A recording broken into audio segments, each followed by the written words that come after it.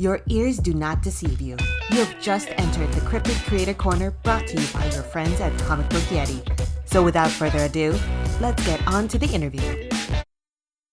Hello, and welcome to Comic Book Yeti's Cryptid Creator Corner. I am one of your hosts, Jimmy Gasparo, and I am very excited to talk to today's guest. I believe this is their first time on the podcast, but I recently read Hawkgirl, Once Upon a Galaxy. I loved it so much. I had to reach out and ask her if she would come on the podcast to talk about it and also to talk about Galaxy and whatever else she has going on.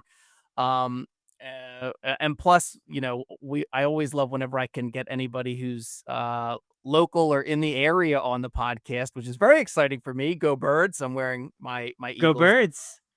I'm wearing my Eagles hat for our podcast listeners. But yes, please welcome to the podcast, Jadzia Axelrod. Jadzia, how are you doing today? I'm great. Thank you for having me on. This is wonderful. No, I'm so excited for you to be here. I followed you on social media for a while and just had not had a chance to read Hawkgirl. I mean, we typically cover indie comics here on Comic Book Yeti, but certainly I read all kinds of stuff. DC is always, when it comes to the big two, I've always kind of been DC more so than Marvel for no other reason than just it's what I gravitated to as a kid. And then when I got back, the podcast listeners have heard this story, but when I got back into comics, DC is what kind of brought me back into reading big two comics. And I've branched out and read plenty of indie and all kinds of wonderful stuff. But I loved your Hawkgirl. Thank you. I love the characterization of Kendra Saunders. I loved her other cast of characters. I love bringing Galaxy into this story as well. Yeah, I just had such a great time reading it. I thought it was super fun. The artwork, it's Amancay Nahuelpan, if I'm trying to say that correctly. I get the last name right. It's Amancay. Amancay. Okay. And just artwork was tremendous. I mean, cover to cover, just absolutely loved it. And I wanted to come on and talk to you about it and whatever else and talk about Galaxy. So Yeah. I'm happy to do all that. I'm so glad you loved it. I had such fun writing it. It was my first chance to do like actual superhero floppies. And I really kind of grabbed that with both hands and dug in and had so much fun. Well, I talk to, creators a lot who, not just get a chance to work on like big two books, but even anything else where you're kind of taking over somebody else's character and like kind of leaving your mark on it. I think one of the toughest things is to figure out, the story you want to tell, you keeping some of that continuity in mind and how you're going to, what stamp you're going to leave on the character. And I think any of either like Hawkman or Hawkgirl, like either one of them, though, it's there's so much in terms of their backstory. Um, I think it seems like daunting to kind of like jump in there and be like, oh, how am I going to leave my mark on, whichever Hawk character it is. But I really think like you kind of jumped in and took everything that Kendra, has had in her past, and really did a great job of kind of telling like a very modern story with all of that and leaving the character in like a fantastic place. If you get to revisit it or somebody else is going to come in and write a Kendra story, I just thought that first and foremost was really impressive because I feel like that can be kind of weighty dealing with all of that sometimes, Thank you. That was the brief. I was told that when I got the gig, it was like the point of this story is to put Kendra in a place where we can tell new stories with her from there. So to give her a platform from which new stories could spring. So thank you for letting me know that I succeeded in that. Uh, Yeah. and it was daunting at the first for two reasons. One, um, the Hawk stuff is vast. Like there's a large history there of various, not just stories, but also people trying to correct those stories and have them fit whatever larger continuity is going on. And some of those um, solutions were good, and some of them turn out to not have stood the test of time. And so having to sift through that and find the wheat from the dross was, I wouldn't say difficult because I love those stories. So it's not like it was a pain or anything, but it was something that was formidable. Um, but again, like I love those stories and I love Kendra as a character. So for me, the way I found my way through all that was to merely look at her and be like, let's say that every story that she's been in was on purpose. And this was a concerted effort to make a coherent story. Now, obviously it wasn't, because she was written by different people with different goals at different times. And oftentimes she was a supporting character. So her characterization maybe was not at the forefront of whoever was writing her at the time, because they were dealing with Justice League stories or Justice Society stories or what have you. Right. So, but if we assume that it was all on purpose, if we look at it like it was all on purpose, what does that say about the character? How has she changed from her initial introduction in 1999 and versus how she is now in when I wrote the book in 2023? What would that mean to have gone through all those changes, to have been that person who has saved the universe a couple times now and is still 23 or however old she's supposed to be, early Right. 20s? Like, what does that mean? And like, when we have a character who is so rebellious and sharp-mouthed in her introduction, and now is like this extremely reserved team player who does what needs to be done for the greater good of the group, like what happened there? How has that changed her? And so to take that as read and to take that as like everything is on purpose and everything was done for this character in this one way, who is she now? It really laid everything out in a really nice way. So that in that way, continuity helped me, because in forcing myself to look at it as on purpose, it really revealed a character that not only fit with continuity, but was very interesting to write. Oh, yeah, I mean, that's fascinating.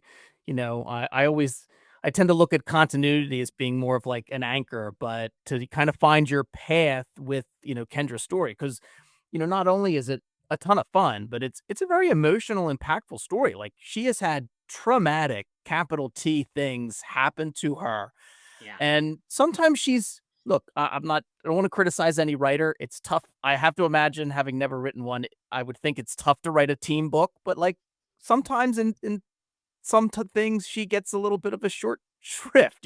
So, um, It's hard to shine when you're next to like Superman, Batman, and Wonder Woman, right? Like yeah, those people are on the team, and you're like, I'm also here. I yeah, could fly. yeah. Uh, I got an nth metal, right. I got mace, a medieval weapon. I've right, got a cool mask. Like I'm still here. Like, right, but like the other three are gonna take point, and that's you got to be okay with that. yeah.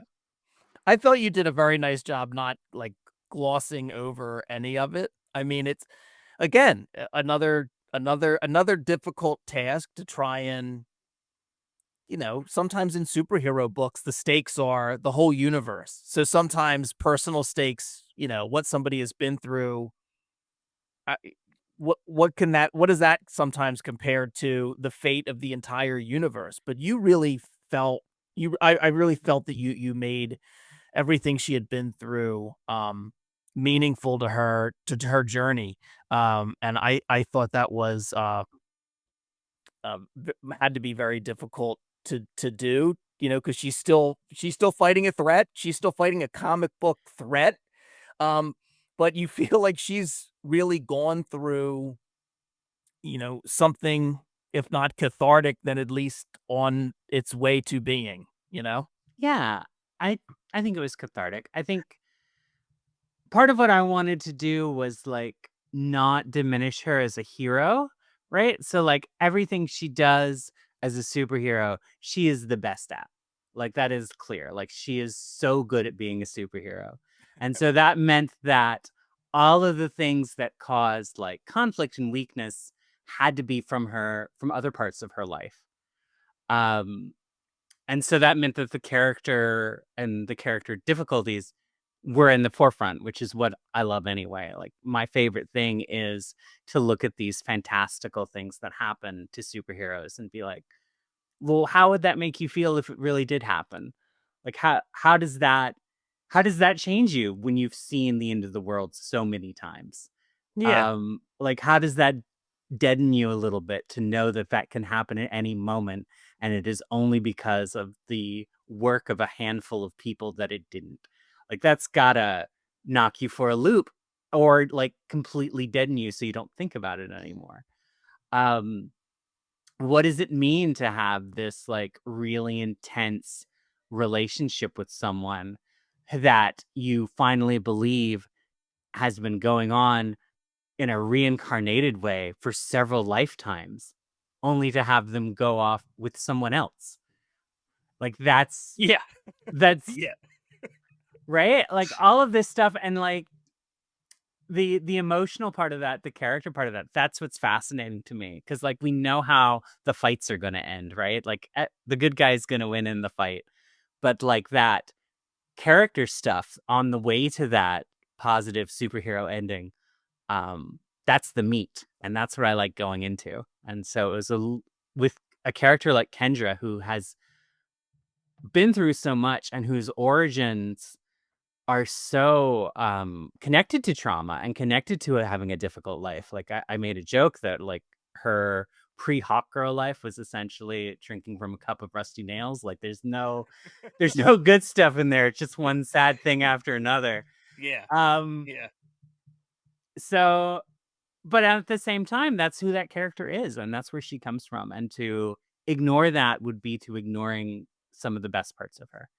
So I wanted to take all of my favorite parts and like really make a cohesive Hawk Girl character, and show the trauma and show the difficulties and show how it must feel to be a member of the Justice League, but not those big three, and how it must feel to be someone who is part of a larger legacy, and then that legacy ends without you. Like that was the Vendetti Hawkman series is great, but when I was done with it, I was like, but what does this mean for Kendra? And then Yeah. to be able to tell that story is like, oh, it means she's sad. Among other things. But it means that her destiny is not necessarily tied to the Hawks, even though they gave her wings. And I thought that was very interesting, that that we could tell a story of someone for whom that the Hawkman part of her story was merely a means to get her to where she needs to be now. And I really liked that idea. Yeah. I did too. I also really liked how um the humor in the book, which I think I don't know if it's a function of like um the Marvel Cinematic Universe and how things can be so quippy, um but it doesn't always work. It's tough to do in a comic. There's Yeah. no the thing about listeners. The thing about jokes is timing, and the joke teller controls the timing. The reader controls the timing in a comic, so that can be kind of tough. So you're leaning on other things, not necessarily timing. But I really found it like I think the supporting characters around Kendra like really helped, and I really thought it was great. Like Galaxy, and is it I since I should have written I usually write down the characters' names in case I forget. Is it Cat? Yeah, Cat. Oh my god, yes. And as an attorney, I also like to see that Cat is in law school, or Yes. Yeah, Cat's in law school, but I loved Galaxy and Cat. I thought they were great. Really infused even more heart and humor into the book. And Galaxy is such a fun character. Um, Not to mention, Galaxy's own book, the Prettiest Star, and how amazing that is. But Galaxy's such a fun character to then have her join Kendra. Was that something that, like, did editorial bring that to you? Like, you could do this, or did you approach them and say, "Hey, I got an idea"? Well, when I was figuring out the story, I knew I needed some foil for Kendra because Kendra's very brusque. And one thing I found writing her was this kind of dry sense of humor, which I really liked and don't normally write, but it fit the character really well. But you need someone to bounce that off of, right? You can't have a dry sense of humor just by yourself. And so I also needed someone who had like energy or magic based powers to make my cockamamie plot work. Um, so that was a short list of characters who could fit in that, but I had alternatives if they wouldn't let me use Galaxy. But it was clear writing the plot that I had a galaxy shaped hole.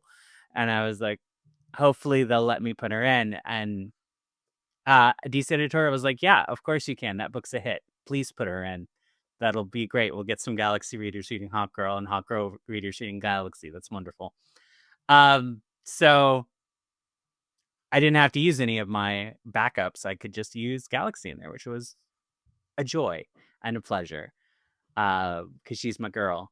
But she has such a different personality Oh, than yeah. Hawkgirl. And so to have her kind of like this golden retriever energy of like being happy to be here and happy to help and like ready to get involved and be so community focused, because that is something that carries over from the Teen Galaxy book, is like her being so aware of her impact on the community and needing that community support in a lot of ways. And to have her now as a person in her early 20s forming a community around Hawkgirl as a matter of course just felt right. And it felt like the right way to show how that character has grown and changed over the past, I guess, 6 years in between the two books. Yeah.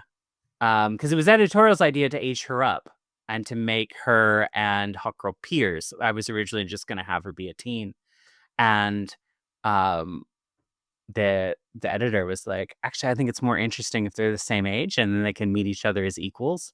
It's like, oh, that is a good idea. And then to have them mirror each other and to have Hawkgirl be the one who's really good at being a superhero but doesn't really have much of personal life. And then to have Galaxy be someone who has a great personal life and a wonderful partner and really strong central identity, but isn't as good at being a superhero. To have that give and take and to have them teach each other different things, just felt natural. And it was a really nice way to bring those characters together and have them play off each other. Yeah, I think editorial, yeah, they steered you in the right direction with that Yeah. one. I really feel like the two of them together, they make for such a fun, interesting pair. And I do it is funny. As I listen to my golden retriever puppy scratch a hole in my hardwood floor above me, that's a perfect description that Galaxy has golden retriever energy. One of the pages I'm going to call out a couple of things that I really liked, because Yeah. you'll learn with this podcast, and I would love for you to come back on at some point. But I don't ask questions. I just say things I like, and I'd like you to respond. I feel I've developed that style. I think it works. I mean, sometimes I'll ask like questions, but I spend most of my day asking questions. So this Galaxy in the page, and it's beautifully drawn because Batman's cape kind of comes up and like cups the left and right border in the panel, and there's Galaxy has like this almost like giant run-on sentence. I think it's Right. actually punctuated appropriately, but But she's I a mean, nervous talker. Yeah. oh So my that's yes, but that scene, it with with Galaxy and Batman, I just thought was just one of the greatest things I felt like I'd read in a big two book recently. I just loved it. It was Uh, so good. What was it like getting to like kind of do that? Like, oh, I'm writing Hawkgirl and Galaxy, and oh yeah, Batman. We'll throw Batman in. it was a dream come true. It was like on my list of things I wanted to have happen in this series. One of them was a Batman guest star, and DC is never going to say no to you putting Batman in something. So they were Good tip. down. Good Yeah, tip well, for writers. DC and will never say also no to Batman. it made sense that he would be there because the only other Hot Girl series was the Walt Simonson and Howard Chaykin one. And one thing that Walt Simonson did in that I really liked was he gave Hawkgirl and Batman this like rapport, this like coworker rapport. Like he treats her with a lot of respect, which is not something anybody else did because they still kind of saw her as like a teen sidekick. And Yeah. in that, Batman was like, "No, you are a superhero in your own right. I am going to treat you as a peer." And like that relationship really I thought was great.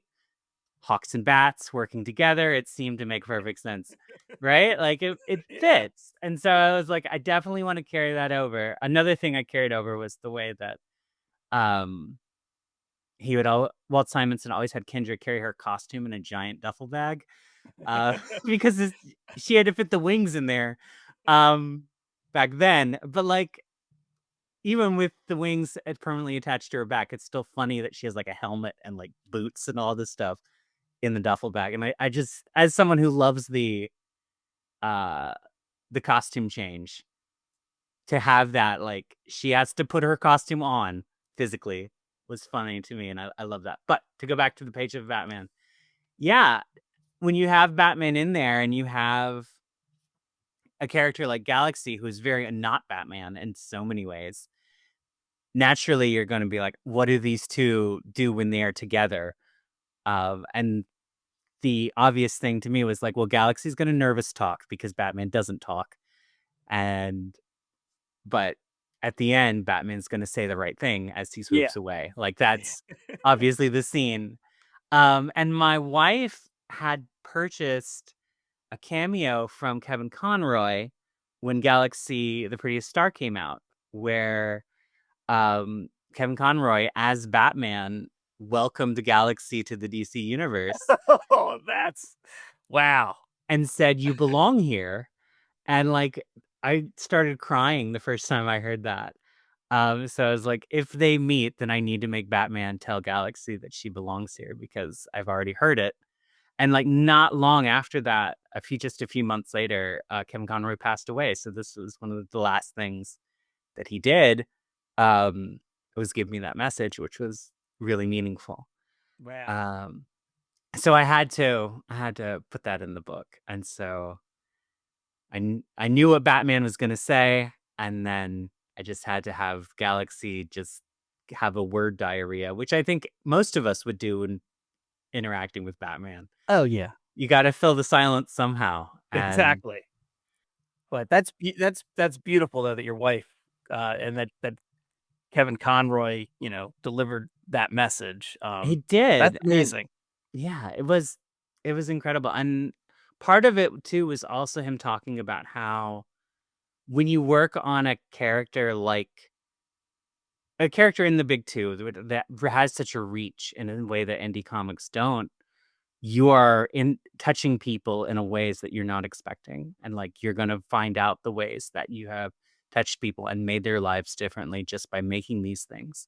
And everything he said has turned out to be true. Like I have talked to people who have been deeply moved by Galaxy, the Prettiest Star and Hawkgirl, and like has really made them feel less alone because of the characters, Galaxy going through her transition journey and Hawkgirl dealing with being a high functioning depressive. Like people felt seen in a way that they were not expecting to see from a superhero comic. And that took them off guard, and it meant more because of that. And that was really wonderful. So like everything he told me about came out to pass. Wow, that's awesome. Yes, I mean, no better transition uh, than that to turn to talk more specifically about Galaxy, the Yeah. Prettiest Star. As we record this, I think it's almost we're just about at the 3-year anniversary. I think Galaxy came out May 17th of 22. Yeah, that's right. Oh my gosh, it's So just been 3 years. yeah. It feels so much longer. So for any listeners who aren't familiar, why don't you fill them in on Galaxy, the Prettiest Star, that the graphic novel. Right. So that's the origin story of Galaxy the character, which is that she is a sparkly space princess in exile, and she's hiding out on Earth with a bunch of other refugees from her home planet. And they're all disguised as human, and Galaxy is not only disguised as human, but is also disguised as a human boy. And that's something that she's kept up for several years because they came when she was a child. But that disguise can becomes harder and harder to keep up when the new girl, Kat, moves into town and they start a relationship, first a friendship, and then something a bit more emotionally involved. And it helps that love that the two of them have help Galaxy find the courage to be her true self and what that means. And it's kind of a slow burn superhero origin, I like to say, because like she doesn't like save the town from a meteor shower or a giant monster or anything like that. It's very internalized. It's more of a romance between these two and an exploration of like the journey of transition and what that means. Um, so she doesn't even have a costume at the end of it, but she does do something which is very important, which is that she saves herself, and that's the first person that she rescues as a superhero Right. is her own self. And I do feel like that's important and an important adventure that she had to go on. Yeah, And it was go no, ahead. go ahead. And it was illustrated amazingly by Vash Taylor, who is just an absolute genius. And it's an incredibly gorgeous book, and I'm so fortunate that I was paired with them to do it. It is. It's a beautiful looking book. It's an incredible story. Thank Um, you. yeah, it's absolutely wonderful, and I'm so glad to see Galaxy show up in Hawkgirl. But so I read this, and you've talked about this elsewhere in terms of you know DC had reached out, I think, to your agent at the time and Hmm. was looking for you to pitch somebody who was familiar with the DC canon. They weren't looking for original characters, but you had this idea and like just threw, kind of threw out like a 2-sentence pitch and they liked it. Yeah. That's awesome. Well, they were all 2 sentence pitches. And they were like, and I had a bunch of them. And one was like a teenage Superman one that they didn't go for. Another was a teenage Lex Luthor one where he takes over a boarding school that I thought was fun. I like, if anything, they're going to take that one, I bet. And I have one about cosplayers in DC universe. So it's like people who cosplay superheroes, but superheroes are real, and like what that's about. Um, and that was something that when I met with the editors, they were very excited about the possibilities of that, and that seemed fun. And but no, what they went with was Galaxy, even though they told me no new characters. That's awesome. Yeah, I think it kind of filled a hole because this when I pitched it, this was before Nicole Maines had been cast as Dreamer, so they didn't really have like marquee trans characters Yeah. as superheroes. Like there was Alyssa Yeoh, but she wasn't a superhero, and um, even Kate Godwin, who was a superhero, was a Vertigo property in Doom Patrol, so it didn't quite like translate. So the Right. idea of having this trans character be a superhero in a big way, I think really appealed to them. And yeah, and people responded, which was so wild. Like I know superhero comics. I know how hard it is to get fans excited about a new character. Nobody wants new characters. They want the old characters. That's why they're there. But everyone like people really loved her immediately and Yeah. really loved the story and loved everything that she was. And I was so touched and moved by that. So yeah, it was a good call that they let me do an original Yeah. character. Because now she's great. Were you maybe not? Were you ever surprised at all? Maybe surprised is the wrong word, but um, that because DC didn't have, or they did still don't. I mean, have a lot of like trans characters that as superheroes, but not only Mhm. did they wanted that story, but they wanted it in essentially like you know a young adult book rather than one of the big two. Did that um like surprise you at all in like a good way that DC was excited about it? I mean, I love that they were excited. I hoped they were going to be excited about it, right? Like that's the hope. Like I was excited about it. Um, so I don't think it surprised me. Um, what did surprise me is they were willing to put their money where their mouth was, which was really cool. Like when the book came out, there was a lot of like there's a lot of commotion about it, which is really good. Like they sent posters to comic book stores. It was a free comic book day Yeah, comic, yeah, which was wild. They did 3 free comic book days that year, and one of them was a Justice League book. The other was a Super Pets book because the movie it was coming out, right. and then the third one was me. And it's like they really pushed it and really were like, this is something people should read. And like I'm really grateful that they did that, and I was surprised. I was totally thought they're gonna put this out and then they're gonna forget about it. And like I got my one shot to do a DC character, and I did that. And there will never be another book. Galaxy will never show up anywhere ever again. It will just be this one little thing that they did. And glad I convinced them to do a thing that they will lose money on. But no, it turned out to be a hit, and then people liked it, and I'm really happy about Yeah. that. I mean, it's I mean, it really is remarkable. Any listeners who have not yet read it, especially, um, I mean, especially in our current climate where it seems that trans people are like the scapegoat or Mhm. boogeyman or target du jour, which is, I mean, we, we could we would need much more time to talk on this podcast all about those issues. Yeah. Um, but you have written such a beautiful story, a wonderful comic books story. Like it has all those elements of what you want from like a good comic book, but it is just it's a fantastic story as well. Um, yeah, I mean, for folks that approach like any type of issue with like a lack of empathy, I feel like it is a book that really sets forth the crazy premise that like people just want to live their life and I don't know, be happy. It's crazy. But you've done it's such an amazing, the whole team really put out just such a wonderful Yeah, book. it's really, really cool.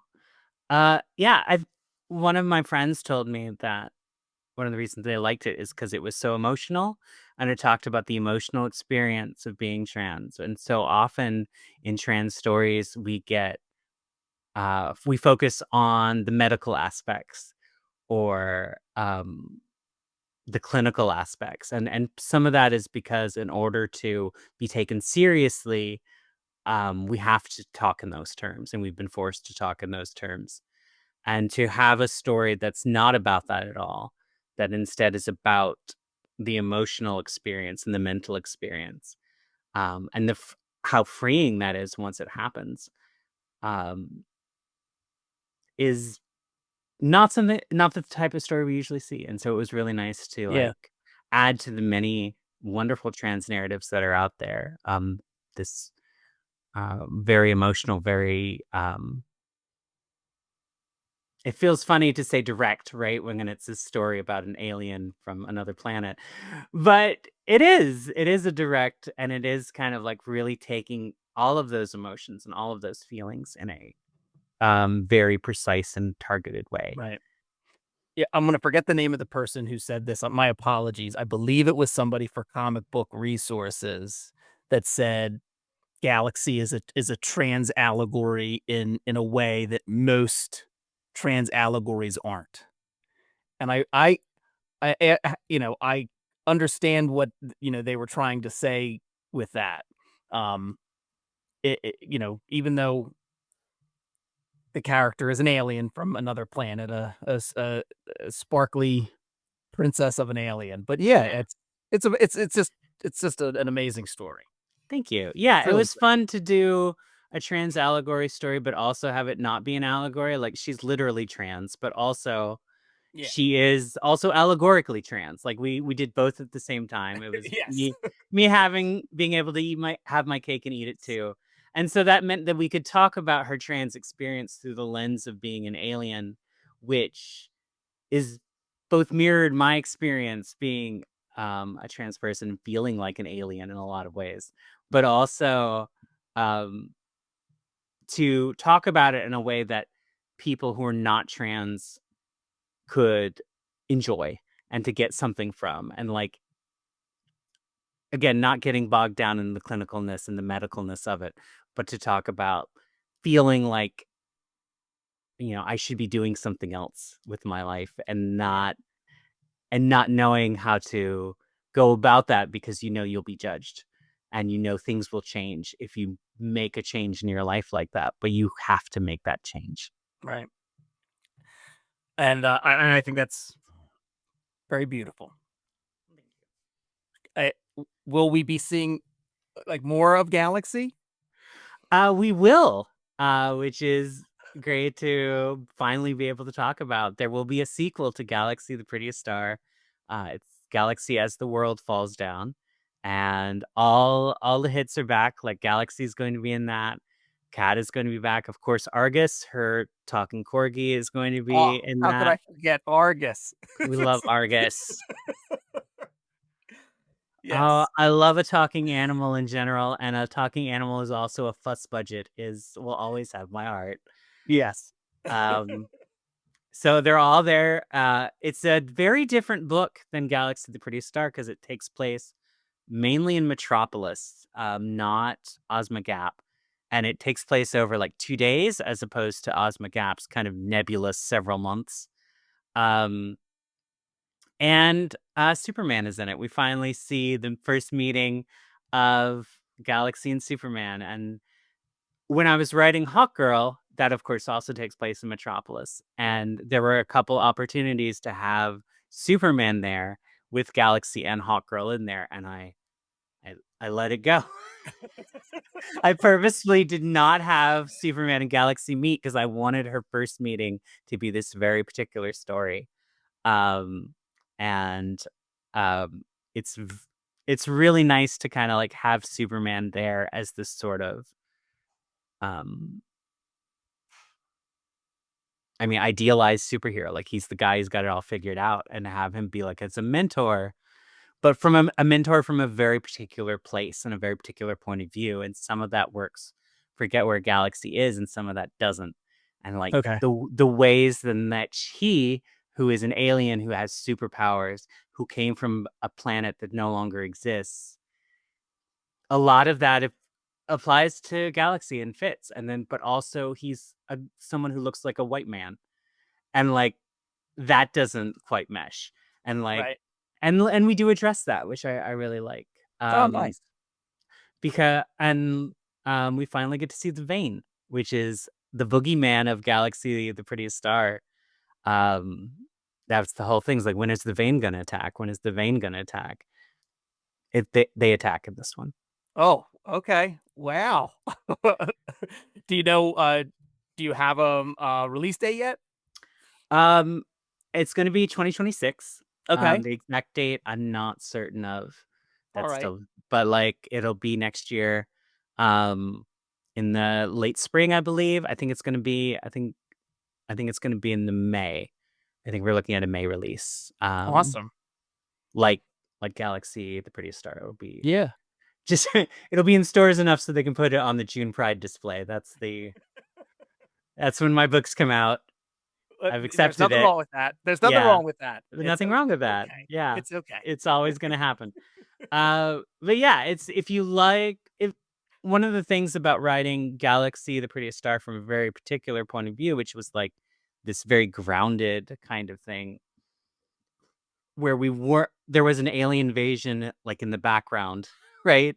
Like that happened. It could happen to Earth, but what we're focusing in on is this very internalized world and this very small Ozma Gap world.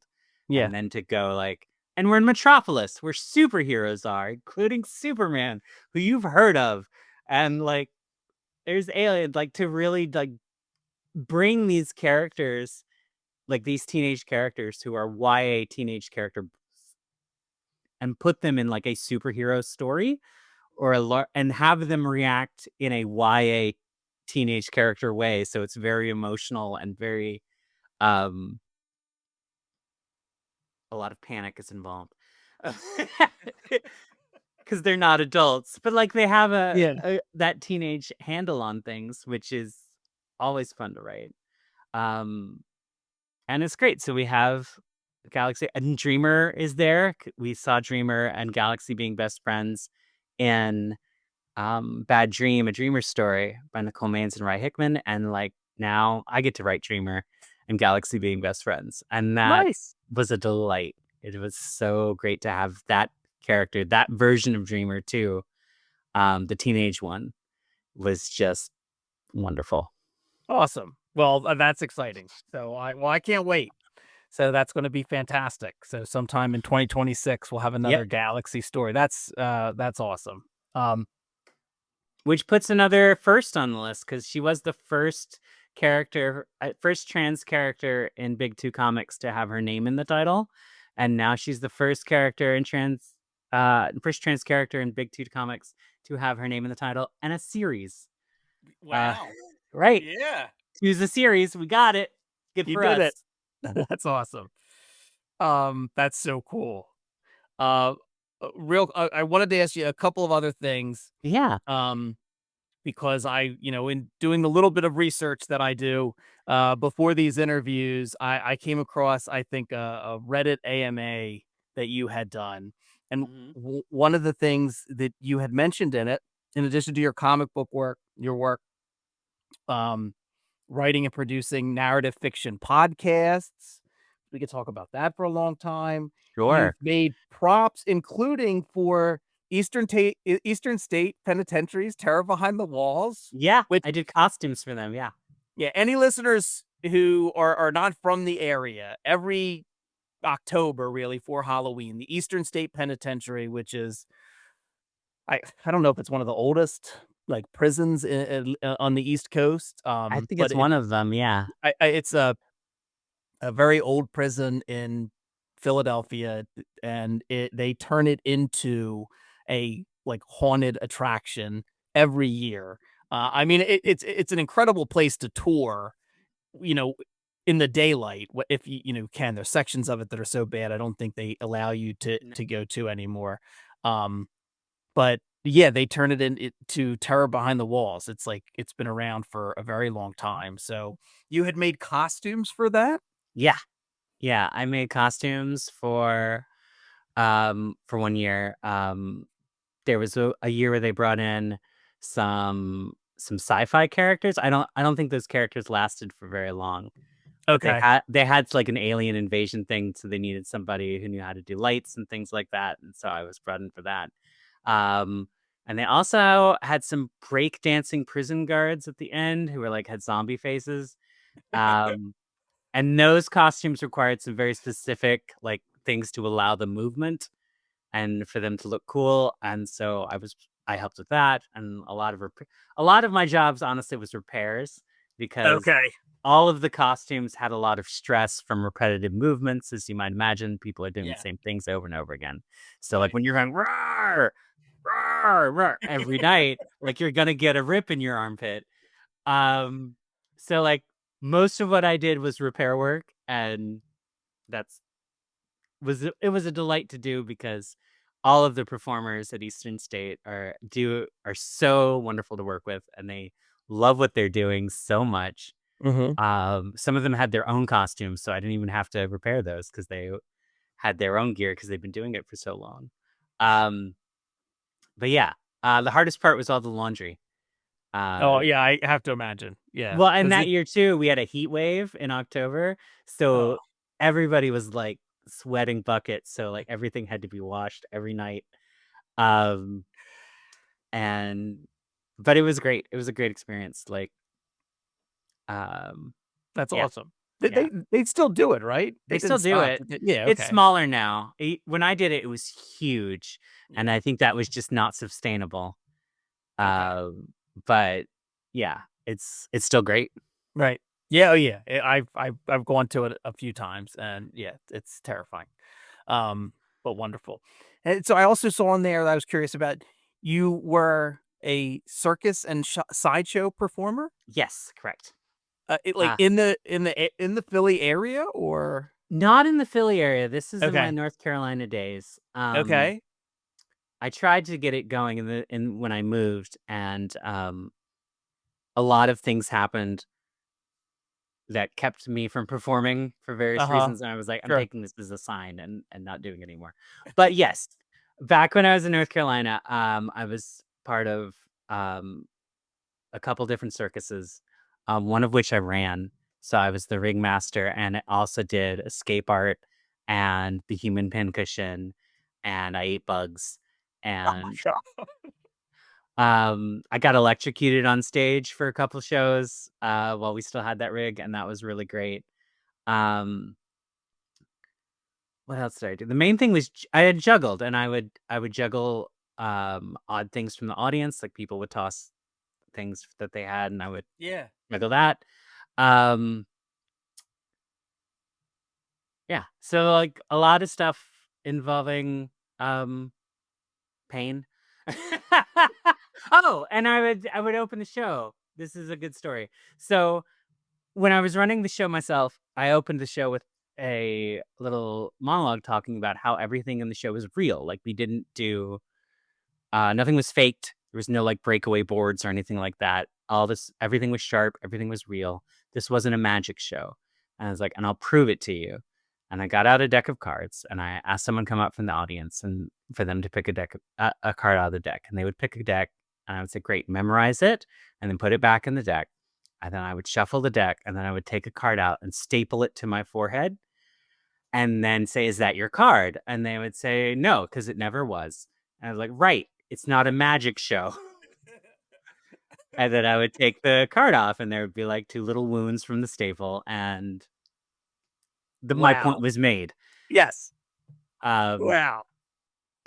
and that was I'm a no, yeah, go ahead. it was just a great way to get people to know the feeling of the show. And like at that point, we had a lot of different performers, which was great. We had fire spinners, we had a guy who walked on a ladder of swords, we had a woman who compressed her body really small, and we brought her out in a tiny, tiny box, and then she came out and like put her body through tennis rackets and racquetball rackets and like badminton rackets. And my wife, who was not my wife then, just my good friend, was a contortionist in this show, and she would do all sorts of wild stuff with her body, and then lay down on a bed of nails and like all sorts of great stuff. It was a great show. We had a lot of fun. Um, and so I did that, and then I did juggling on another circus for a little while.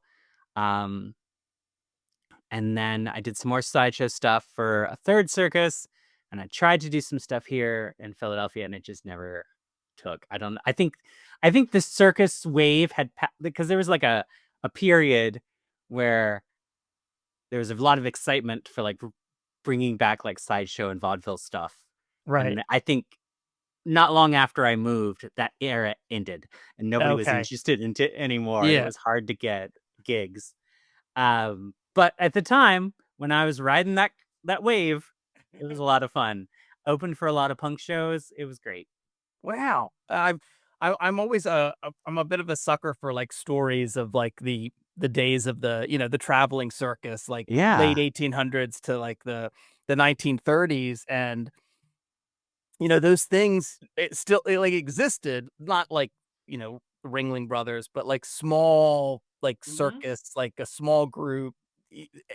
Those things still exist today and have existed for years. I'm just always kind of fascinated with the folks that kind of congregate to that type of thing as performers and Yeah. as an audience. It's such a fascinating, like, what I've always found, like, lively, entertaining, fun community. So, Hmm. yeah, when I saw that, I was just very, Yeah. very curious. So thank you Yeah, it is a for great indulging community. me. That's awesome.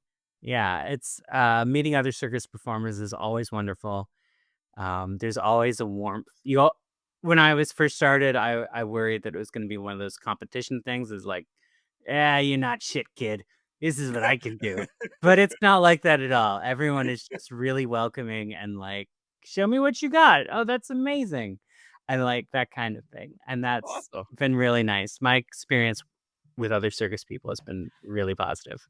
Well, that's fantastic. Real quick before I let you go, if that's Yeah. okay. Yeah. Okay, so, um, we talked about Philadelphia, go Birds. It is Kendra says it in Hawkgirl. Is that Yes, like the first DC in canon go Birds? I think so. I think so. She she also Yeah. wears a T-shirt that says "No one likes us, we don't care." Yeah, or what? she's a canonical Eagles fan now. Like Yeah. that is something I added. It always made sense to me that Kendra, with her like brassy attitude, would feel at home in Philadelphia. And so I was like, I gotta make this happen somehow. And I decided, reading a bunch of old comics and reading a bunch of old appearances of Steve Saunders, who's a character who goes back all the way to like the first comic DC ever printed. There is a Speed Saunders secret agent story in Oh, there. really? Yeah, yeah, he's an old Okay. guy. Um, and so I was like reading those stories and reading some other stuff, and it's like Speed has got to be from Philly. Like that's got to be a thing. He just feels right, and like I couldn't find anything that confirmed that, but I also couldn't find anything that didn't confirm it. Like there was never Yeah. any like Steve lives in Washington D.C. or Metropolis or whatever. So is like that's it. Steve's a Palooka from Philly. Nice. Part of Kendra was being raised by Speed Yeah. in Philadelphia. She went to Eagles games, and to have that sort of like, again, that sort of element of like what her life is when she's not a superhero. She goes to football games. Like a lot of women love football, a lot of men love football. It's not weird, but it's one of those things that was never touched on in previous things. Like, does she have a sports team that she likes? Never been known. Like, why shouldn't she have a sports team she likes? Why shouldn't she root for the Eagles? I thought that was Yeah. great. And I do especially too. living in Metropolis, right? Which has their own sports team, the Metropolis Meteors. It was like, oh, perfect. She has to be someone having just moved there. She needs to have an allegiance to another place. Right. And that I was, thought it yeah, I thought it was great. I loved it. It is a very Philly thing. Like, I mean, I went to Ireland with my brother last March to Mhm. celebrate my 45th birthday, and I had my Eagles hoodie on, and we're at Heathrow, because we had a layover there in London before we caught a flight to Shannon or Dublin, wherever it was we flew into, and it's packed. Everyone's just kind of, moving along very slowly to get through customs and all that stuff, and I hear somebody scream, "Go Birds!" I'm like, just saw my hoodie, and it was like, yeah, just felt like there was you know, a yeah, friend out there. yeah. So, yeah. Um, the other thing I wanted to ask you, I have not made this yet, but I am going to make the Metropolis hot dog. Yes. Um, so I was just curious, was this just is this anything you tried to make? You just came up with what you thought sounded like, where did that come from? Right. Well, before I was a professional DC comic book author, Yes. I was a comic book nerd, and me and my friends would talk about like the cuisine of various DC fictional cities because like Okay. that's a stupid thing to talk about. And like, of course, we did that. So like in Metropolis, like the pizza's got to be really heavy, right? Like it's not like a Chicago style, but it's like a thick crust with like lots of toppings. Like it's a city full of big people and they like a big pizza, right? That kind of stuff, right? And like, um, nonsense things like that. Like, what are the tacos like in Hub City? That kind of thing. And so one of the things that I was thinking about was like, what is obviously Metropolis is not as even though I'd use that as an example, it's not a pizza town. It's a hot dog town. Superman's always eating hot dogs. We see it. It's like because it feels more Midwest kind of thing. Yeah, sure. Officially, Metropolis is an East Coast city, but it always feels very Chicago to me. And there's just something, maybe it's like the Kansas Superman connection, having it be a Midwest metropolis and having it be a sausage town just feels right. So then it was like, well, what is the Metropolis style hot dog then? If it is a Chicago analog. And I wanted it to be brightly colored, like primary colors. So like the red cabbage sauerkraut was important. Having an egg with the yolk in there. And then, but also the French fries and chili in there because it's like got to be a mouthful. And the peaches, bringing that bright yellow. I couldn't figure out how to get blue into a hot dog and it looked anything that would be enjoyable. Right. The blue food. Right. Doesn't look appetizing. All you have is blueberries, and even blueberries are purple by the time you cook them. So it's like, it doesn't work. But the peaches actually fit really well in there because it was like having canned peaches felt like something a hot dog stand would have. Like not fresh peaches, but peaches out of a can. Perfect. Yeah. And then you could put it in there and it was this nice round shape. It just felt very comic book. And I was like, that's the Metropolis dog. And then I talked about it and I made it. And okay. This is again, before I got the gig. I want to make this clear. I was doing this on my own free time, for shits and giggles. That's for fun. I love it. So, but you did make it. That's what I was curious about. I did make it. Okay. Yeah, and it was delicious. Oh, it was absolutely. If you feel like it wouldn't work because of the peaches, but the peaches have like a sweet relish feel, so that sweetness actually works with all the savory that's already on there. So it was delicious, and I was like, I figured it out, cracked it. I know the Metropolis dog. And so then when I got this gig to do Hawkgirl and have it take place in Metropolis, I was like, now we get to make it canon. Let's go. There you go. Because no one had done a canon Metropolis style hot dog. Because this is the thing that I like is like, what is the texture of the world? Like if this goes hand in hand to the emotional experiences of dealing with saving the world, it's also like, well, what is the world like? Like, what is Metropolis like? Right. And that was something that I really wanted to include in my representation of it. So not only is it like this hot dog that is ludicrous, because all regional food should be ludicrous to outsiders. Like, it should be something that only the people inside enjoy until you try it. And you're like, this is great. Like, if you look at a Chicago dog, it's like, why would you put all that stuff on a hot dog? That doesn't make any sense. Right. And you eat it. Or like a brain sandwich from the Midwest, right? Yeah, I entered a hot dog contest once to come up with like a different flavor, and we did like a Philly or a Delaware breakfast where it was American cheese, scrapple, great, and a fried egg. I feel like the fried egg on a hot dog is one of those things that pushes it over the edge, but is also a great element. Like, for some reason, it like looks ridiculous, but then again, you eat it and it's like, oh, this makes perfect sense with everything else. But that idea of like giving the city a texture and a feel and like making it feel more like an actual city and less like a collection of drawings was something I really wanted to do. So it's like that. There's the Cafe Monsoon, which is just a nice little one of those nice little like weird little places that you will find in a urban metropolis of like, here is this coffee shop that was started by Indian immigrants who wanted to do that. And so like that was great. And also I got to use Ganesha symbolism with that and the starting of journeys at the beginning of the story. But all of that to kind of make my Metropolis and to have it feel more real to me for these characters to inhabit. And so like with that and with the dog, and also adding A-Town, which is now in a neighborhood in Metropolis that shows up in Superman comics.